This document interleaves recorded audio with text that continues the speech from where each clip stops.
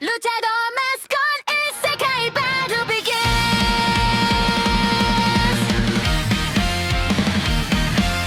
Red Ranger down, final boss defeated. Warp to fantasy. Teaming with Hydra versus Tautina. El Cachorro's breaking it down. El Cachorro versus Red Ranger. Red Ranger. Isekai Sentai, hero balls in danger. Punch through troops, break the wipers and break. El Cachorro versus Red Ranger. Red Ranger. Less downtime to decide. Stop scrapping the clash. Fight so Ranger! Welcome back, Cachorroites. It's another El Cachorro versus anime special. Alright, so we spent a lot of videos before this talking about a rom-com anime. So I thought we'd give a little breather from that for now and tackle something completely different. Now, there are some shades of romance in this, sure. But we're here for the absurd ridiculousness of the concept. So a lot of animes will like mix several genres together to come up with something. But what if you take Sentai Power Rangers and mix it with fantasy and magic and dungeons and stuff like that? Well, what you get, my friends, is Red Ranger becomes an adventurer in another world. And it's absolutely over-the-top, ridiculous comedy insanity. I mean, it's got some good action parts to it, but it's got just the absurdity that you would expect when you take a Power Ranger, teleport him to another world, but he gets to keep his Power Ranger powers. He still gets to have his, transform into his suit, have all his weapons, be able to call the Megazord thing that they call it, whatever this name was in this, the key one, I can't remember what it was, but you can still call his droid, his robots that form it and everything. So it's pure lunacy. So the story, I mean, it's probably not the greatest. He gets stuck to this other world. He ends up meeting our hot chick mage, our waifu of the show, who's trying to regain her family's prestige, and she wants to make magic for the people. Kind of get subplotted into, and then they kind of get tangled into a mission of taking out magical seeds that turn people into monsters, which we find out is the demon family, because it's all being set up for the demon queen to come back and return. So there's definitely, especially this manga is ongoing still. So it's still an active manga. So there's definitely some room for this to go on, if it goes on. As it stands, this came out early in the winter of last year. There's not been any official news about a season 2, but there's slight hopes that it could come out at some point this year. So I like one video that says like it's expected to drop in mid year 2026, and but there's no official season 2 on the way announcement yet. So we'll see. We may have to do a manga read to catch up on it and do a manga update at some point, because there's a lot of these I've been watching. I've realized that are not getting season 2s, so I have to figure out how I'm going to address that. I did read the manga. I did finish the manga on one that we will cover in February, saving it for like a Valentine's Day special. But so it's up in there. I've had a lot of fun with this one. Like I said, it's not top tier, but it's just ridiculous fun. It's just silly, goofy, and you got the tropes that come into play, and then everyone else, like all the crazy stuff you see with the Power Rangers happens, and all the other characters can see it too. And they're all like, what the hell is that? So we'll talk about some of those in details here shortly. But as the stories, it's fine. It's, basic kind of story, but it gets by. It's more on the comedy, and then you get some really good action sequences here and there. So yeah, it's a fun watch. All right, so now let's get into the spoiler breakdown for. So that's our main character. That is our Red Ranger. His name is Tojo, but usually he's called Red. And that is all his droid. That's his, the Power Ranger boss. We have a dolphin, a gorilla, a falcon, a tiger, and I think Red's a dinosaur. So we open up with the real world. Is our Kiwan 5? I'm probably mispronouncing that badly without hearing it right in the top of my head. Now it's slipping my mind. Is they're having a final battle against the Breakup King, because their bad guys are known as the Relationship Enders. That's the Megazord they turn into. So as they go up for the final battle, their Megazord gets damaged, and they say it's up to Red, so they abandon Red. And that is our Breakup King. So for the final battle, he goes one-on-one with him and defeats him in what he's thing is like a suicidal, sacrificial thing, and he thinks he's dying just to wake up in another land. So 6 months later, then we get to meet our ridiculously dressed mage, Yidra, who's looking for an adventurer to help her go farm some Maga metal stones. So she's testing out adventurers, and they're not terrible. And then here comes our Red Ranger guy, and that's how he uses the bonds. He's got like little bandage things there that you see here. And he pops that in his little wrist thing, and that's what transforms him or calls for powers, depending on which one he's using. So we get the transformation, and you gotta have the explosion behind them, right? Power Rangers, there always is explosion behind them. And our characters she can see the explosion. She's like, "What the frick was that?" Oh, so every time he uses a power up or move, you have the voiceover like, "What are you doing?" There's a voiceover for whatever the power name is, and everybody can hear that. So there's everyone's just reacting like, "Why is this thing talking to him? Why is there an explosion behind him?"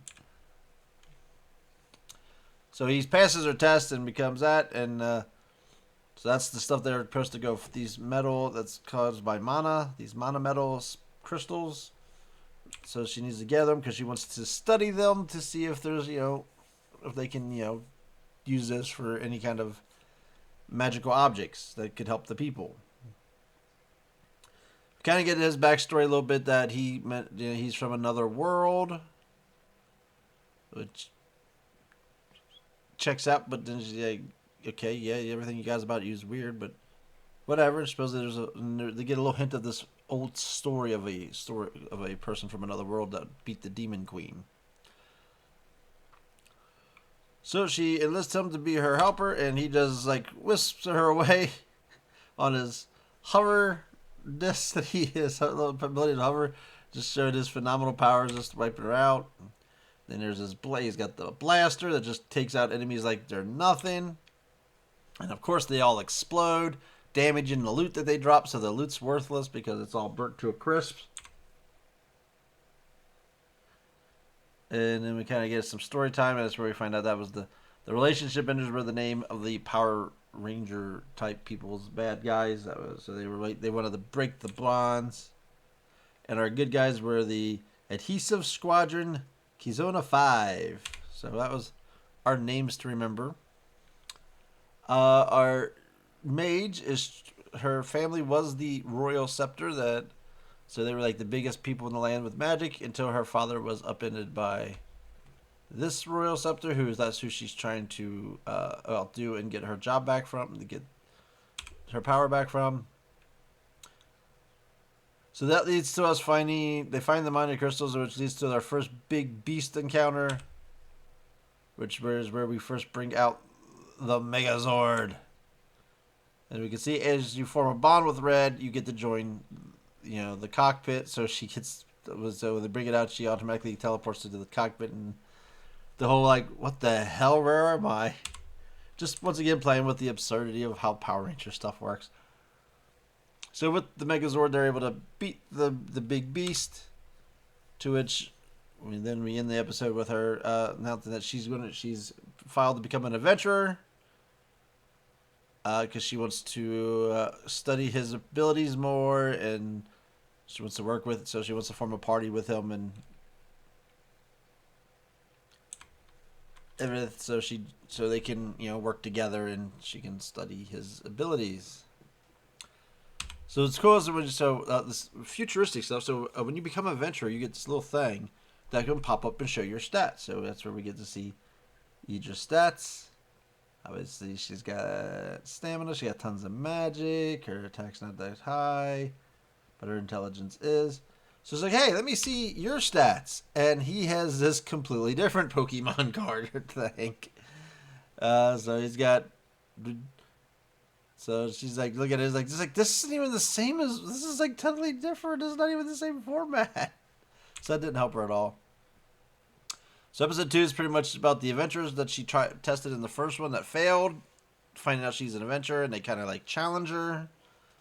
They insult her father, which makes her go at him. So Red's idea was, well, we'll do a challenge. So the best way to form a bond is, sometimes through hardships to a quest.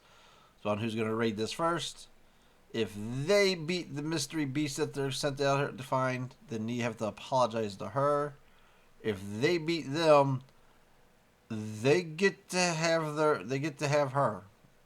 Yeah, take that as you want. I mean, it shows there's some fan service cutaway where it shows her like a tiny little bikini, and it's heavily hinting that she's going to become a sexual slave. But okay, so that's episode 2 already. But enough for her outfit already is So as soon as they get inside the cave, the other guys because they've been in the cave before, so they know there's the beasts in there are sensitive to sound. So their idea is to stay quiet.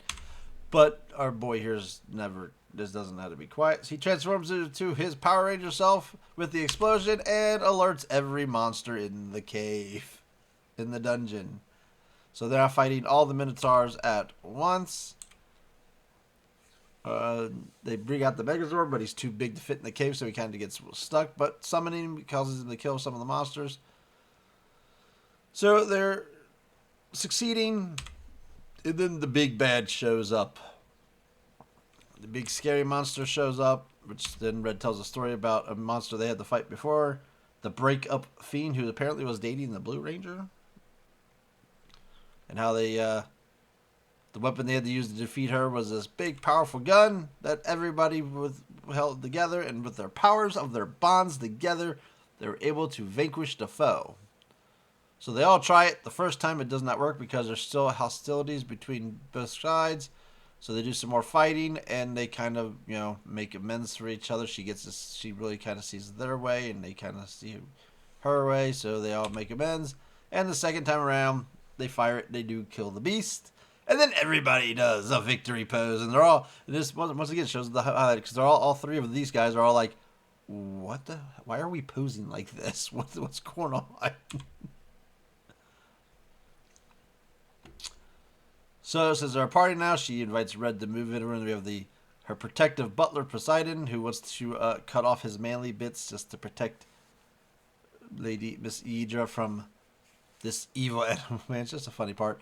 While that's happening, we have the arrival of our princess and her hero, Luigi. I'm gonna say it's not Luigi, it's Luigi.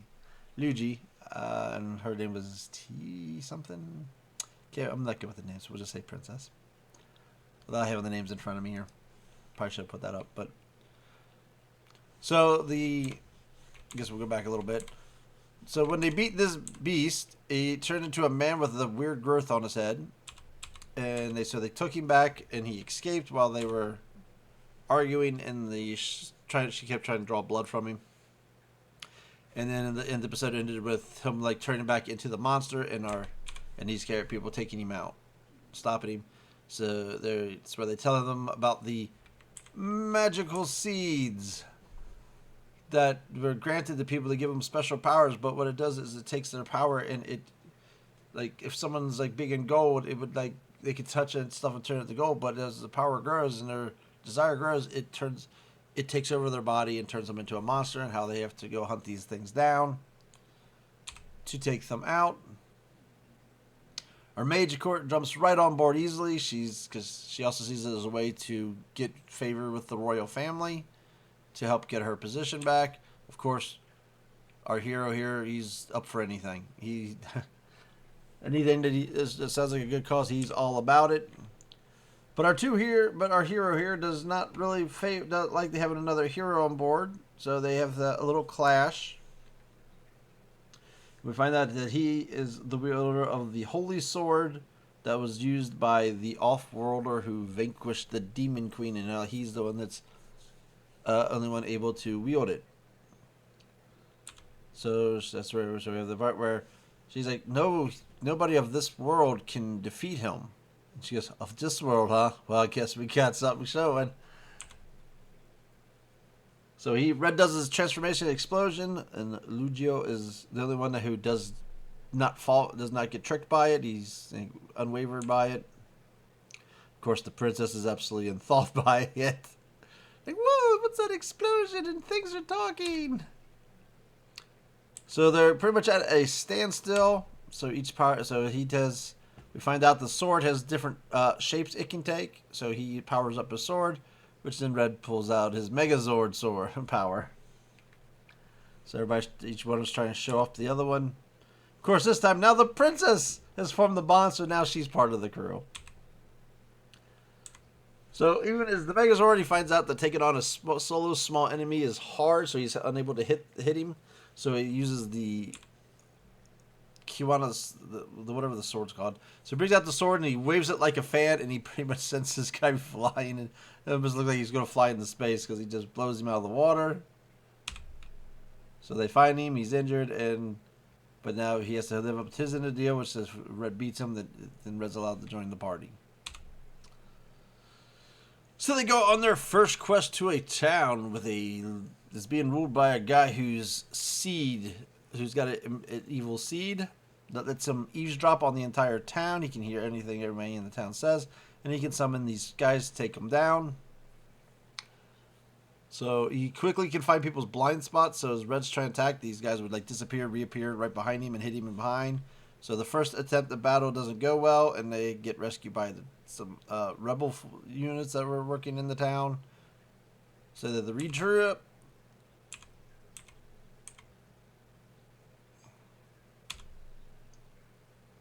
And so they regrouped, and they decided the best practice is they need our two hero warriors to work in tandem with each other, work back to back, so they can watch each other's blind spots. So they're practicing that, and you see it's not safe to stand behind Red because then you're caught in his explosions. Not to mention they don't trust. So after training, we get some fan service moments in the hot springs. Because it's anime, so you gotta have the fan service. So we have some girls talk. The girls kind of talk about, getting to know each other. Then the princess leaves. She runs into Red, who's wanting to jump in the hot springs, and they have a little back and forth about, they have a little story about how she values Red and stuff like that, and what's our other heroes overhearing it and getting jealous. Then she tells him that if you hurry to the hot springs, you'll have it all to yourself. So he runs up and jumps in, and oopsie, we have what's going to become common here is these two falling into each other in weird, awkward times. So while that's happening, our Luigi, who goes over Lugio, God, I can't get it right. Lugio steals his transformation thing, which leads to when they go to do their battle again, Red gets the hell knocked out of him because he can't transform. And then we have a vision of a girl from his past, so we'll find out about her later. and the prince and not princess, but Yidra is able to revive him. We have this awkward moment where she's kind of hinting that she had to give him CPR to rest it, to bring him back, to restart his heart, and that was her first kiss. But he's not.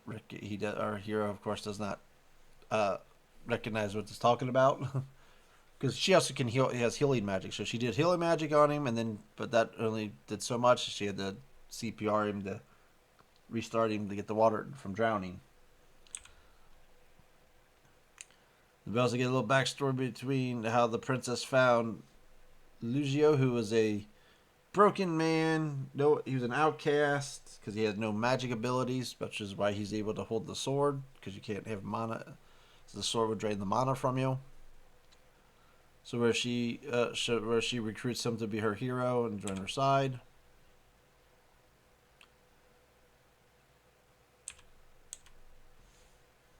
So they're having this moment. She's protecting him from this bubble. So everybody's having this. All three of these guys are having this big heart-to-heart moment.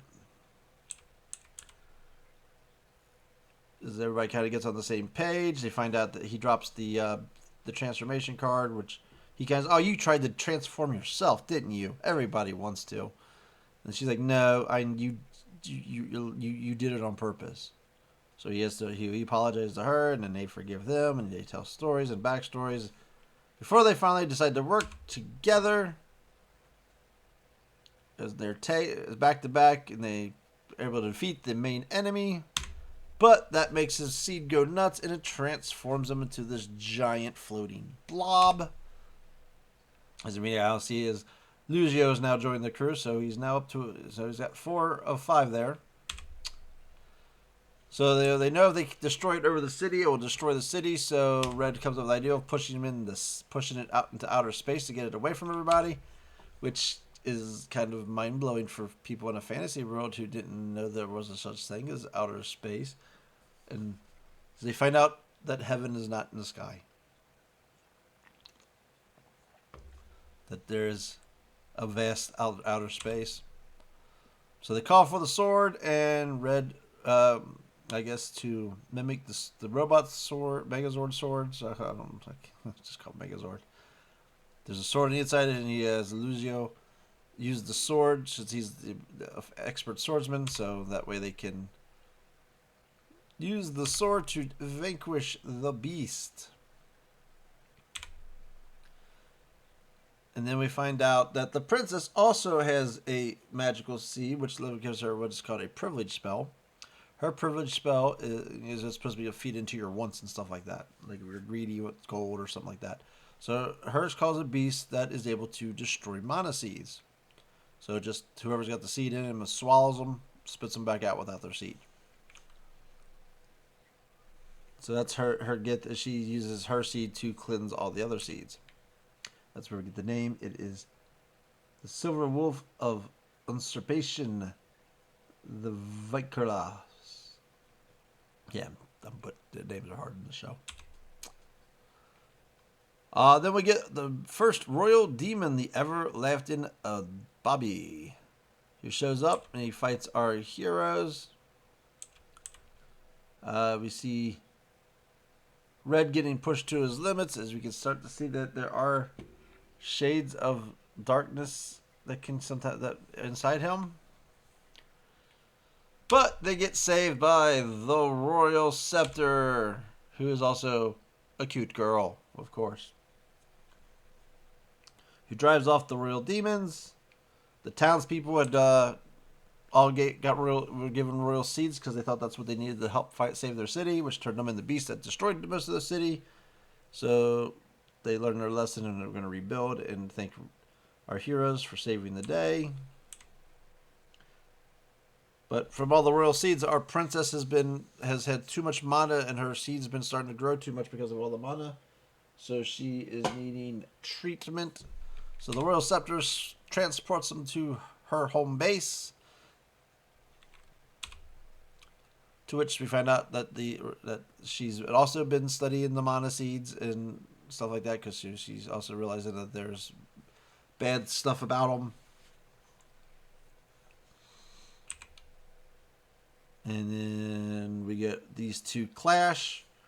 She wants her dream is for magic items to be made and given to the people for people to use. Her issue with that is that a lot of these products can have issues. Like some of them explode. People that were given stuff to let them regrow lost limbs were using those limbs to commit crimes. So she's outlawed them all and just uses so pretty much showing that both of their dreams are too extreme. Her dream needs some restrictions. She needs to lower her restrictions. So as they're fighting, the Royal Scepter asks Red what does he think, and he first starts to say that, well, yeah, Deidre's dream is going to be very hard to accomplish. She's got to, there's hard for. So he's like pretty much saying that where there are flaws in the dream that he once said he was in love with, because he's already kind of won her over a little bit. She's starting to have a little feelings for him because he said he loves her dream. So as he's kind of going off about the hardships of her dream, she gets angry and takes off because she thinks that Red has betrayed her, was it lying to her and wasn't telling the truth. He was getting ready to turn and say what he believes in it before, but she'd already got betrayed and took off.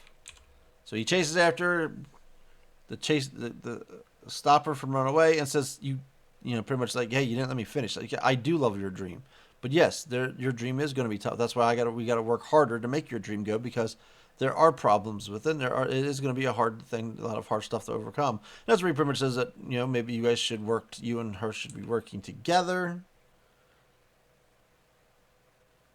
So if you guys work together, maybe, get her to lower some of her restrictions while you admit that some things do need restrictions. It's like, in my world, you had to have licenses to do certain jobs or to do with certain things because how dangerous they were.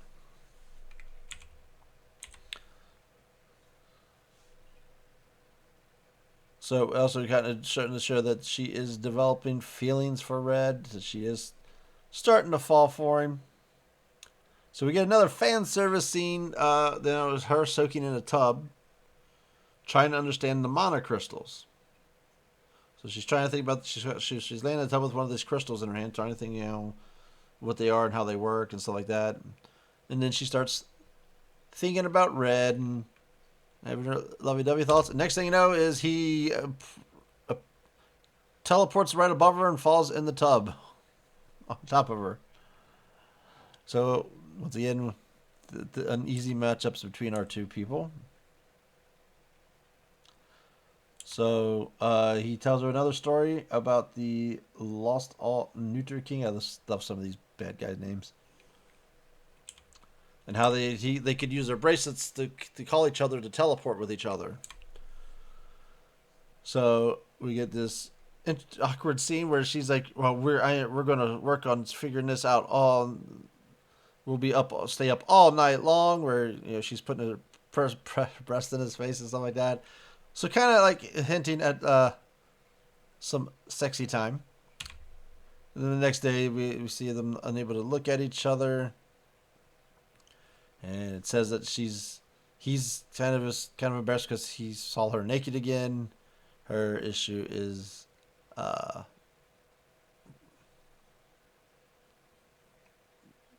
seeing her naked, and because she doesn't know how to look at him because she knows she has feelings for him. Which then the other chick has, hey, wait a minute, you guys hooked. Kind of looks like she's gonna say they hooked up, but every time they kind of say like the hooked up or whatever, had sex or whatever, you always just hear bond merger. But they go to the king and they pretty much say about let him know about the mana seeds and that they need to be destroyed. She, of course, the princess's brother does not believe that. He thinks the mana seeds should be confiscated and given to the military for use. He's also found that the royal demons are behind the mana seeds. So they're kind of conflicting on the dangers. They pretty much said order that they're going to put in an order for everyone to hand over their mana seeds, and then her job is supposed to find a way to make them safe for the military to use. And if anybody who doesn't give it up, it will have to face her, and then she's supposed to confiscate theirs. And then when these two confront each other, pretty much she's like, it's a royal order. I have no choice. I have to go along with it. At least doing it my way, I can try and make sure they're safe. But then she's like, here, I got a mission for you that might help you out. Oh, there. So they get sent on a mission to the Sun Forest, which is a city in the desert ran by elves. So it's a forest of cacti. And we have another one of our little embarrassing moments where she pricks her finger on a cactus and Red grabs it and puts a band-aid on it. And they're not used to band-aids there. They use healing spells. So to her, he put a ring on her ring finger. Then she gets busked away by an elf and Red goes in chase. And the other two have to fight some other elves. And then we meet Raina. Rain, or something like Raina or something like that. Who's the warrior of the elves who transforms into Omen. Interesting. Kind of like power. So she has her own Power Ranger abilities. We get to see that they test out their... Because Red's having a hard time keeping up with them, so they test out her ability to call him forward, to have him teleport in front of her. And we find out that's what they were up all night doing, is bonding those two things together so they could use them as teleports. Whoa, no sexy time. So we get a nice good battle between our Omen and Luigi. I keep wanting to call him Luigi. Lugio. So they're having a nice good back and forth battle with each other before Red interrupts them and says, hey, you guys, we're fighting. We shouldn't be fighting. And they all recognize him as the legendary prophecy of the Red Warrior that would come to save them.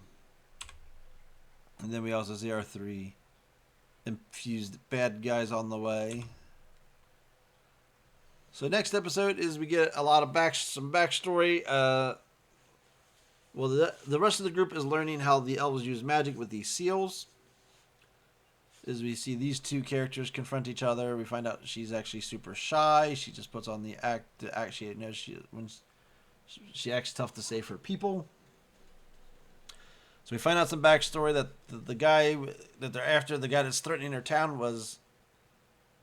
used to be close to her, and then he betrayed her. But they were very close and grew up together and maybe a little romantic with each other. So he tells stories about his backstory, how his parents died. Alright, so we'll go into that here. So while they're talking, of course, they have the jealousy arc. She sees him talking to the cute elf girl, and she's a little jealous because you gotta have the tough girl. So he's telling the story of the Miffy Moss, who was the let's see, what was the battle on that one? It's supposed to have been his first battle was a Red Ranger, I think it was. So yeah, so pretty much Red's family died when he was a child, and his family's friend took him in.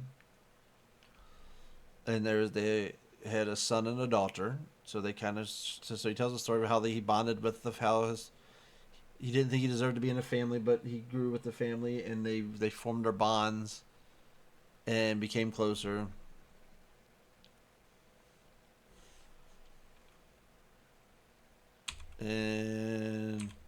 But him fighting this fiend caused him to get injured and come back late, and it kind of ruined his brother's big moment. Which led to the fight with the Bond Killer, who was his brother. So his brother was extremely jealous of all the attention he got, and so his brother turned on him and volunteered to join the breakup fiends to get back at his brother because he felt like he was getting overshadowed by Red, and everybody liked Red more. So it showed how he had to defeat him to save him, to bring him back. But then it pretty much says that he relapsed like 13 times. So he turned back into Bond Killer over and over and over again before they finally were able to beat him. So he used as the pump up. So we get to this. So we get some Red bits. So a lot of his backstory there. And then the episode ends with people with getting sucked in the cards, and that's how the next episode begins. And we find out one of our villains can turn people in the collect people, suck them in the trading cards.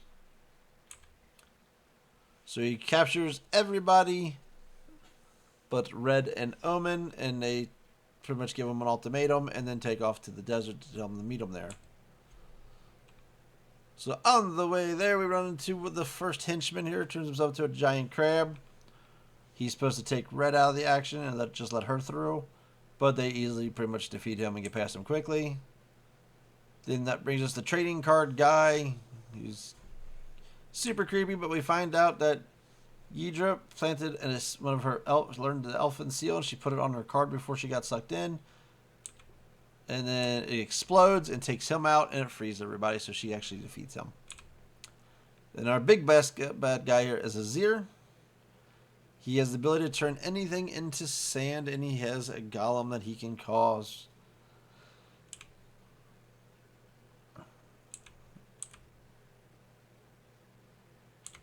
So he sucks all of the team into the sand. We're not sure. No, it doesn't show exactly at first what happened to him. Just leaving Red and Omen together to fight. As the two, he wants their power. Pretty much wants the power.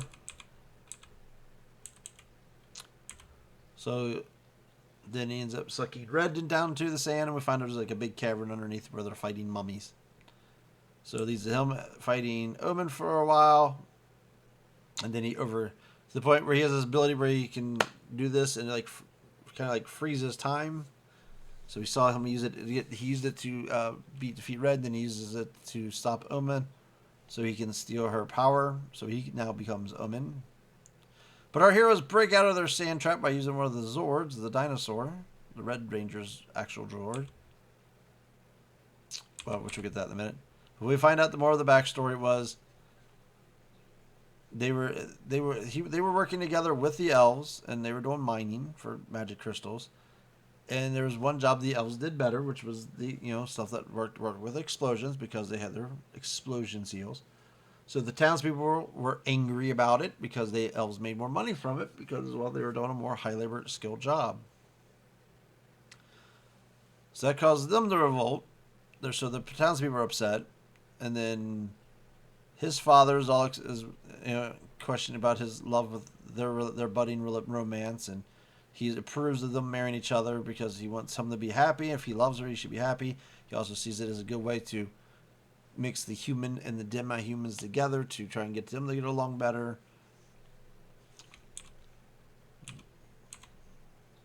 And we're seeing parts of that while our two heroes are clashing. Well, not heroes. Our hero and our villain with the hero suit is clashing. And then we see the people revolt. They kill his father. And this guy comes into play to give him the mana seed so that he can have power to control the uprising.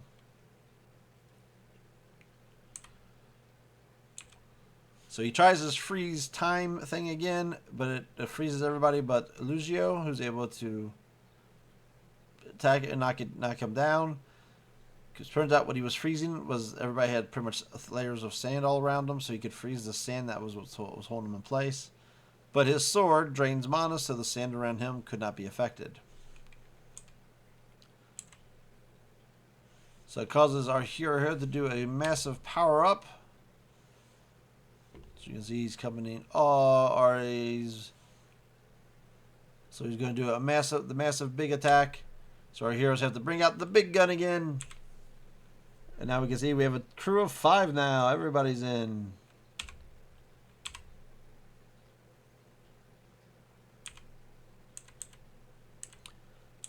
So they use that to defeat him.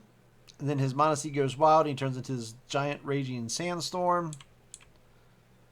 To which now it's Deidre's turn to try and use the magic. Her goal is to try and pull, because he's all around them. He's part of all the whole, the sandstorm, so they can't beat him because he has no physical form.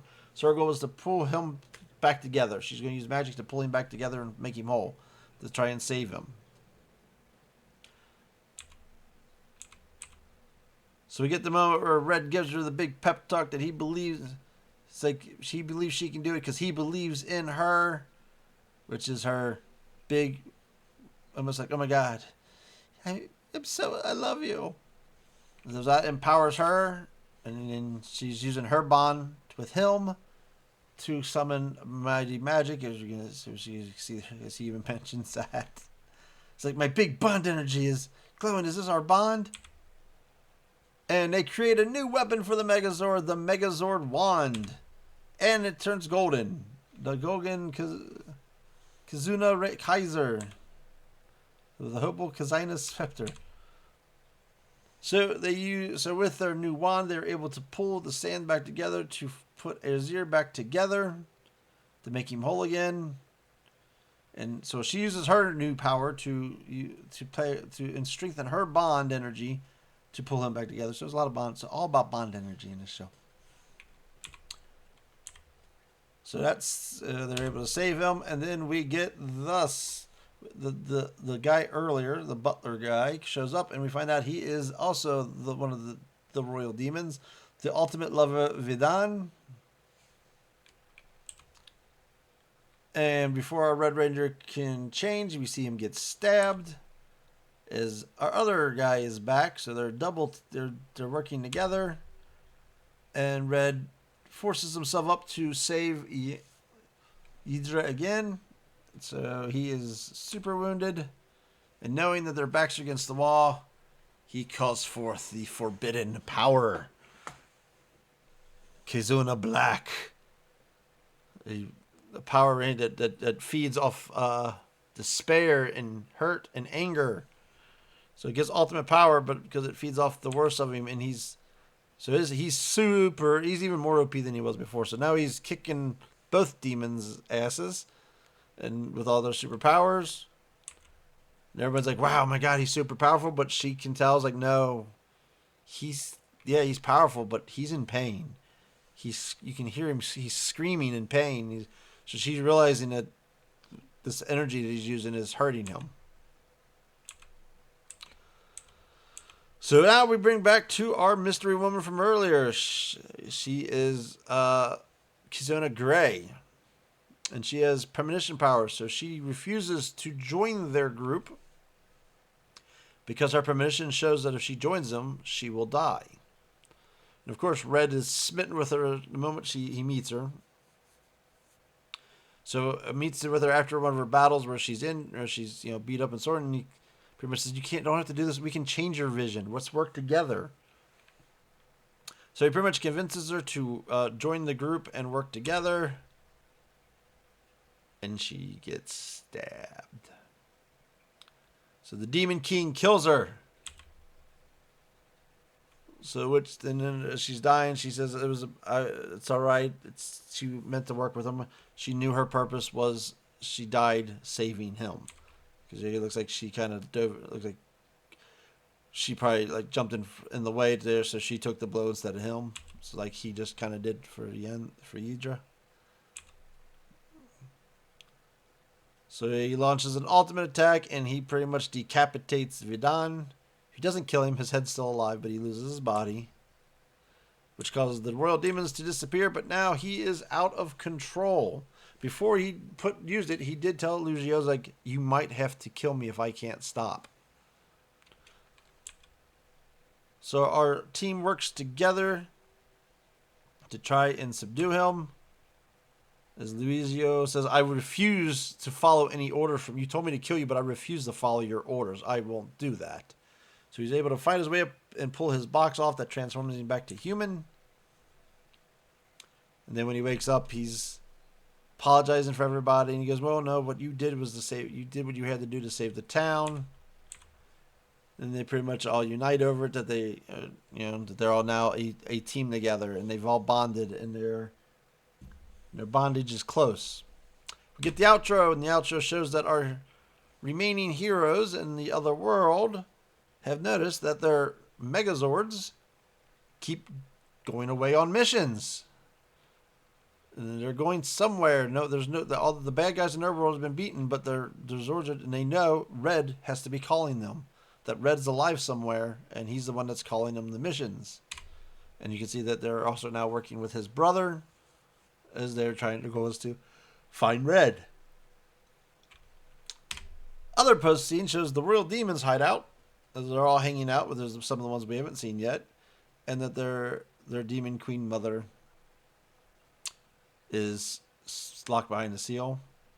We also do have the awkward moment that this guy loves his mommy and wants to marry his mommy. Yeah, that's actually a plot in the show. So that's how the first season ends. So we have a lot of open-ended stuff. So obviously it's going to lead to the Demon Queen awakening and Red having to fight him. We do find out that there is some connection to the Off-Worlder and the Prof. Where is it? I can't find one. Where's your picture at? Man,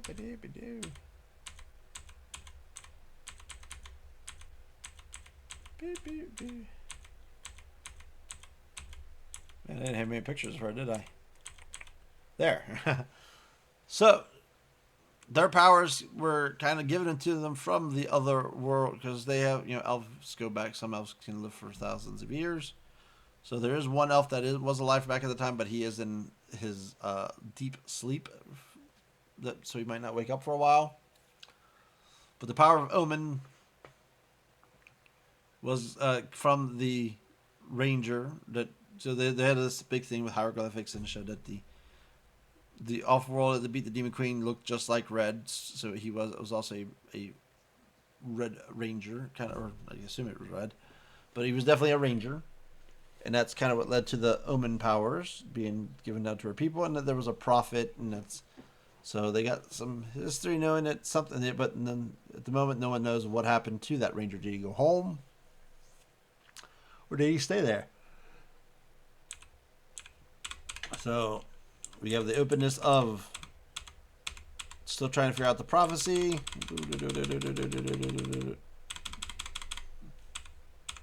And Red is back, so the new Rangers come in time to fight the Demon Queen again. It's a lot of skipping. The bonds between the characters, they gotta find more. There's obviously more royal demons they have to fight. There's more seeds to collect. So there's definitely room for more for this show. So we'll just wait and see. Give it some time, see if I hear anything about a season 2. And not maybe do a manga read up and catch up video, which we may have to do on a few other shows we've done. Rama and Dan are still ongoing, so that's what I've covered so far. But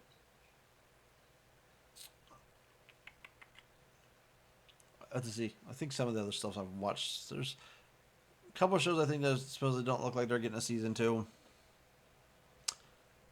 So I had this, maybe looking about if I want to read the mangas and do a catch up on the manga or not.